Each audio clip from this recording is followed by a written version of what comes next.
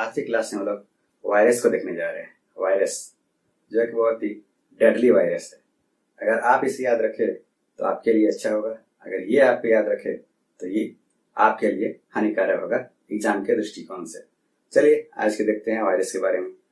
आज का जो वायरस है इसकी जो खोज किया गया था वो इवानोवास्की द्वारा किया गया था। याद रखिएगा, जो वायरस है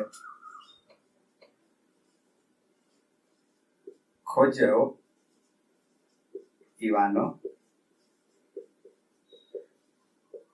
द्वारा किया गया। याद रखिएगा, वायरस की जो खोज है वो इवानोवास्की द्वारा किया गया था। कब किया गया था वो? याद रखिएगा 1892 में। 1892 में वायरस की खोज किया गया था। और किस पे किया गया था? याद रखिए, तंबाकू की पत्ती में मोज़ेक रोग को खोज करते समय किया गया। याद रखिएगा, तंबाकू की जो पत्ती है,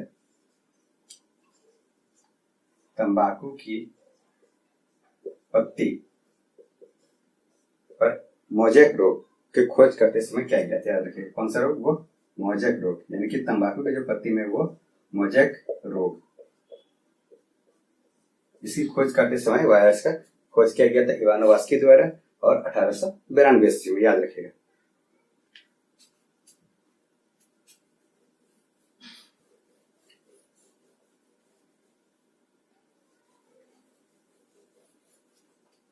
लुई पाश्चर था बिजरिंग ने इसे जीवित तरल संक्रामक नाम याद रखिएगा। लुई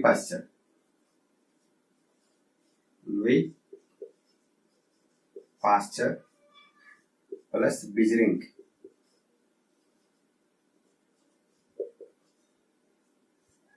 लुई पाश्चर और बिजरिंग ने इसे तरल जीवित संक्रामक नाम दिया था। याद रखिएगा, वायरस का जो नाम दिया था वो तरल जीवित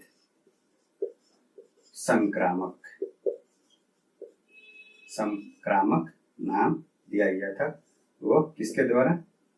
वो लुई पाश्चर और बिजरिंग के द्वारा इसका नाम दिया गया था। याद रखिएगा। एड्स एक जो है बीमारी, उसके जो विषाणु की खोज किया गया था वो 1986 में। याद रखिएगा, एड्स इसकी जो विषाणु है इसका जो नाम HIV पड़ा वो याद रखिएगा 1986 में। एड्स विषाणु जो उसका नाम HIV पड़ा वो याद रखिएगा 1986 में। क्या कि एड्स का जो विषाणु है उसका जो नाम HIV पड़ा वो 1986 में। याद रखिएगा, ये HIV का फुल फॉर्म याद रखिएगा क्या होता है कि ह्यूमन इम्यूनो डिफिशियंसी वायरस। क्या होता है HIV का फुल फॉर्म? रखिएगा, ह्यूमन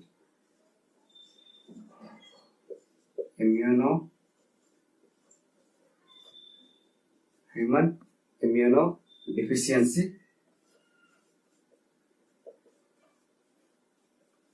वायरस। याद रखिएगा, HIV का फुल फॉर्म हमेशा पूछा जाता है कि क्या होता है वो ह्यूमन इम्यूनो डिफिशियंसी और वायरस। याद रखिएगा। The study of virus, virus के जो अध्ययन को उसको वायरोलॉजी कहा जाता है। याद रखिएगा कि वो वायरस के अध्ययन को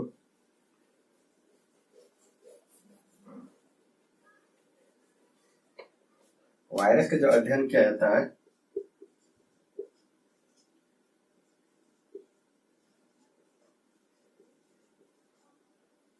वायरस के अध्ययन को क्या कहता है? वायरोलॉजी कहा जाता है। याद रखिएगा, वायरोलॉजी।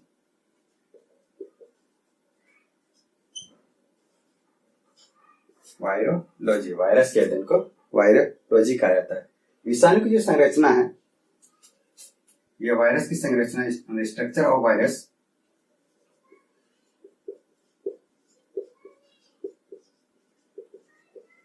संरचना जो है, देखिए विषाणु की रचना जो है प्रोटीन के आवरण से घिरा हुआ न्यूक्लिक एसिड होता है। याद रखिए, प्रोटीन के आवरण से घिरा हुआ न्यूक्लिक एसिड होता है। प्रोटीन से घिरा हुआ न्यूक्लिक एसिड होता है।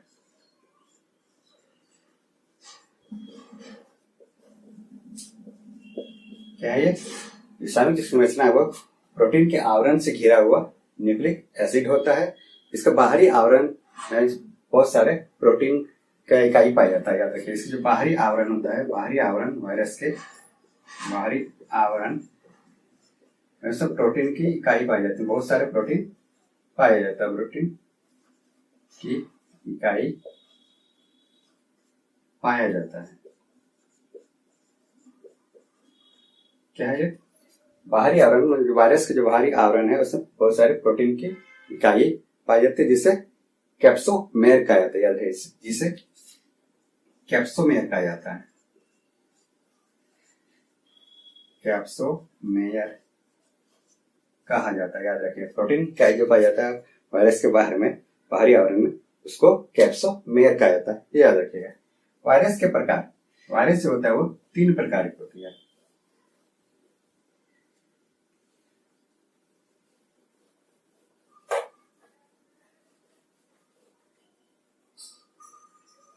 वायरस जो है वो 3 प्रकार की, याद रखिए। कौन कौन सा?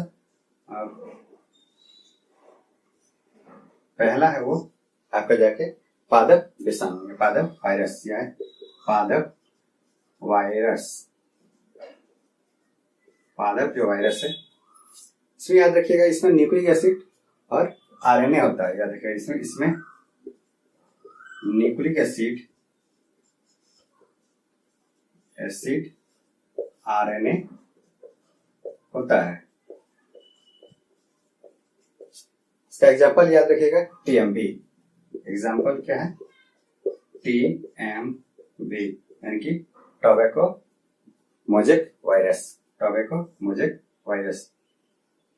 दूसरा जो प्रकार है वो जंतु विषाणु है, याद रखिए। दूसरा जो है वह जंतु विषाणु, दूसरा जो प्रकार है वो जंतु विषाणु है। इसमें याद रखिए कि इसमें जो न्यूक्लिक एसिड है, इसमें सामान्यतः डीएनए और कभी कभी आरएनए भी होता है, याद रखिएगा। इसमें न्यूक्लिक एसिड सामान्यतः डीएनए,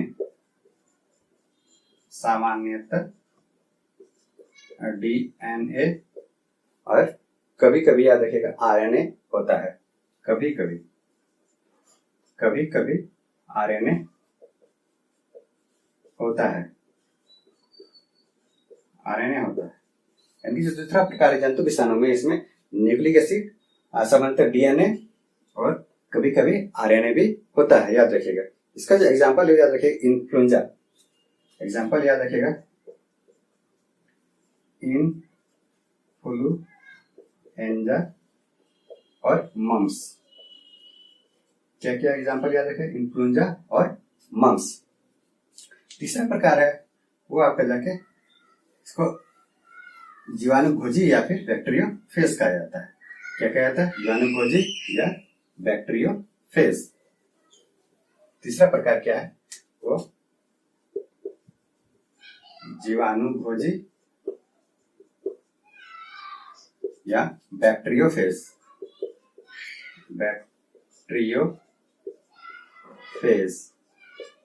ये जो है याद रखिए, ये केवल जीवाणु के ऊपर निर्भर रहता है, याद रखिए। ये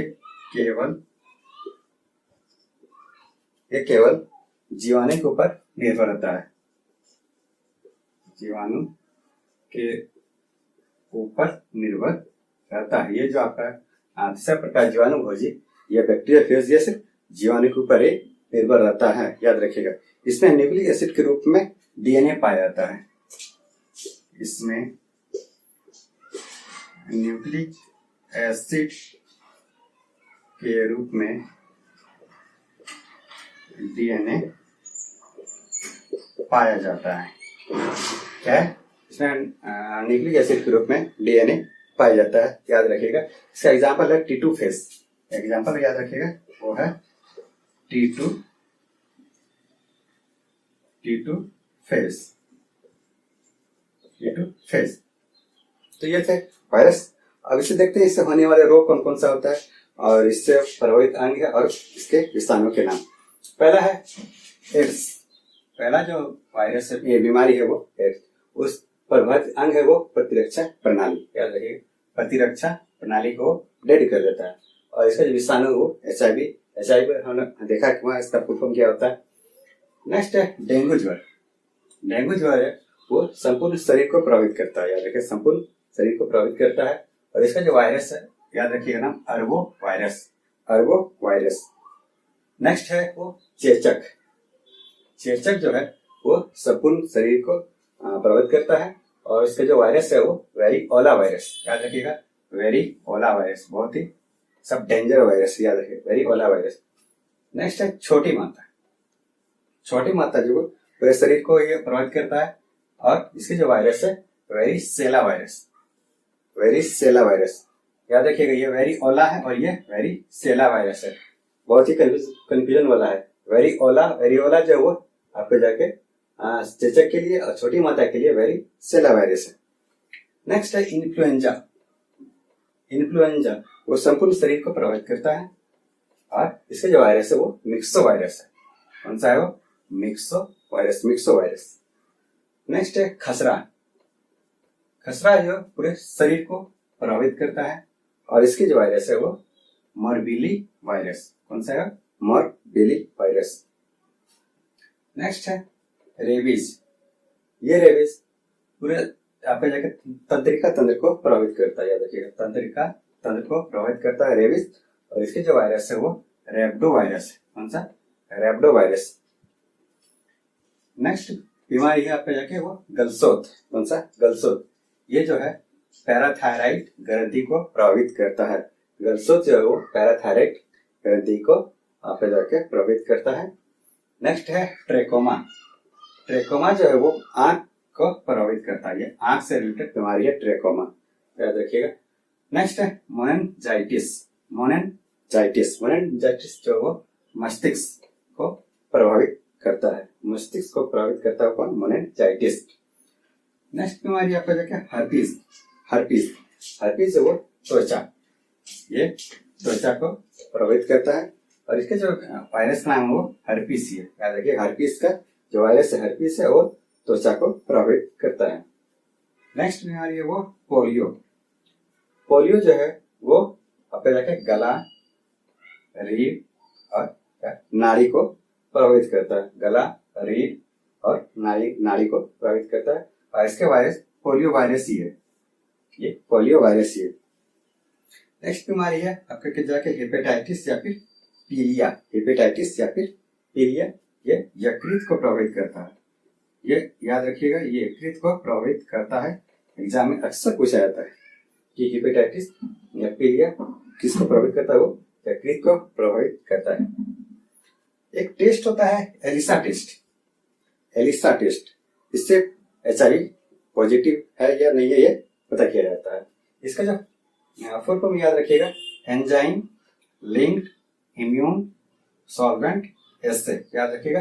एलिसा जो टेस्ट होता है वो एड्स से रिलेटेड है और उसमें पता किया जाता है कि ये HIV पॉजिटिव है या नहीं है। और इसका जो फुल फॉर्म याद रखिएगा एंजाइम लिंक्ड इम्यून सॉल्वेंट एस्से, याद रखिएगा। एड्स का हमेशा एग्जाम पूछा है इसका फुल फॉर्म, नहीं तो इसका कुछ पूछा जाए कि आई का मतलब क्या होता है एड्स में या फिर D का मतलब क्या होता है, ये पूछा जाता है। तो इसका फुल क्या है? Acquired immuno deficiency syndrome. Acquired immuno deficiency syndrome, ये एड्स का फुल फॉर्म है। CD4 काउंट, इसमें प्रतिरोधक क्षमता का परीक्षण किया जाता है, याद रखिएगा। प्रतिरोधक क्षमता का जब परीक्षण किया जाता है वो CD4 काउंट से किया जाता है। डेंगू जो ज्वर है, डेंगू ज्वर ये मादा एडिस एजिप्टी मच्छर के काटने से फैलता है, याद रखिएगा। ये मादा एडिस एजिप्टी मच्छर से काटने से फैलता है, मादा एडिस एजिप्टी मच्छर के काटने से डेंगू ज्वर फैलता है। इससे शरीर में प्लेटलेट्स की कमी हो जाती है, याद रखिए ये प्लेटलेट्स, डेंगू ज्वर होने से इसकी प्लेटलेट्स की कमी हो जाती है शरीर में, याद रखिए। पोलियो वैक्सीन का जो विकास हुआ था वो आपके जाकर जोनेस साल्क द्वारा तथा 1962 में अल्बर्ट साबिन द्वारा किया गया था, याद रखिएगा। पोलियो वैक्सीन का जो विकास किया गया 1952 में वो जोनेस साल्क और 1962 में अल्बर्ट साबिन द्वारा किया गया था, याद रखिएगा। एक याद रखिएगा कि डेंगू जो ज्वर है पहला मामला वह 1963 में कोलकाता में मिला था, याद रखिएगा, कोलकाता में मिला था। ये 1963 में डेंगू ज्वर का पहला मामला 1963 में। विषाणु, विषाणु जो है वो, विषाणु का अर्थ देखिए क्या होता है, वो विष, याद रखिएगा विषाणु का अर्थ क्या होता है, वो विष। तो ये थे वायरस। इसको प्लीज लाइक करें, शेयर करें और सब्सक्राइब करें।